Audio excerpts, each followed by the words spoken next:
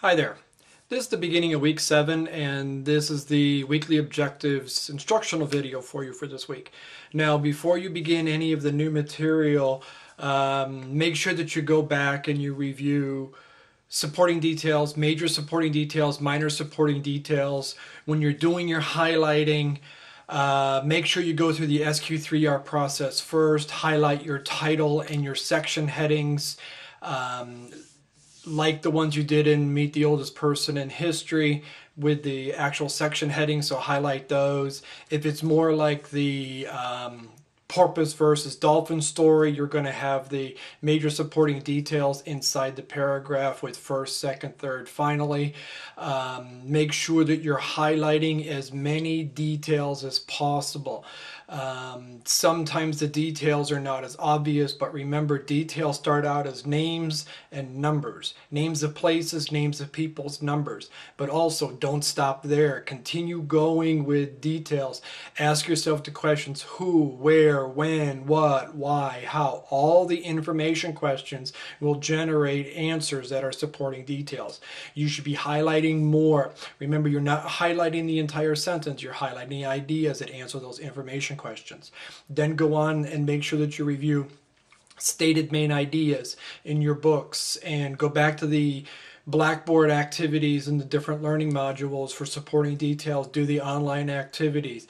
Go to the learning module for main ideas. Do the learning activities. Do those first. Then you're going to get into the new work for this week, which is going to be implied main ideas. You're going to see that some reading passages that you're going to find do not have the main idea as a sentence inside the paragraph or inside the passage. You'll see it, and it's all supporting details. Like Meet the Oldest Living Person in History, that's all supporting details. There's no main idea sentence in that story. Dolphins versus porpoises has a main idea sentence in the passage. Meet the Oldest Living Person in History does not. You're going to find a lot of passages like that. You're going to know the difference basically because, by the way, the question is in the practice exercises. It'll say what sentence number is the main idea sentence. That's a stated main idea.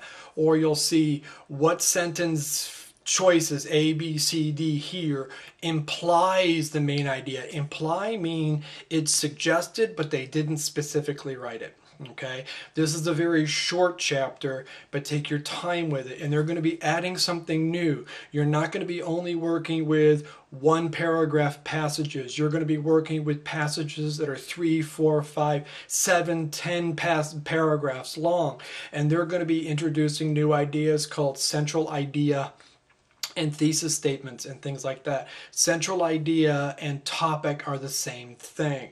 The only difference is if they ask you for the central idea, that's going to be the topic. So you're going to say, okay, and just look at the way the question is written. Look at how the answers are given. The only difference is topic is for one paragraph and central idea is going to be for multiple paragraphs. Okay, they use a lot of different vocabulary in there. You'll find that, but you'll also notice that the topics are the concepts are the same.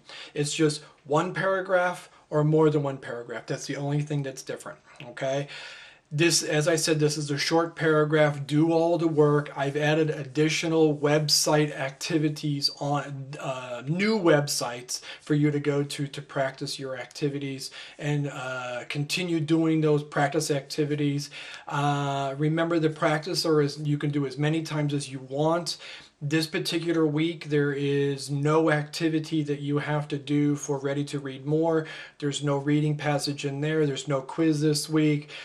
But I want you to really focus on getting your supporting details really strong, stated main ideas really strong, implied main ideas very, very, very, really, really, really strong, because this is going to be the foundation for the rest of the course.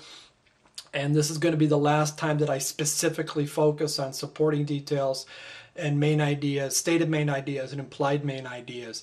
Make sure that you continuously do this practice. There's some new vocabulary activities for you to do. Make sure that you print out your homework instructions.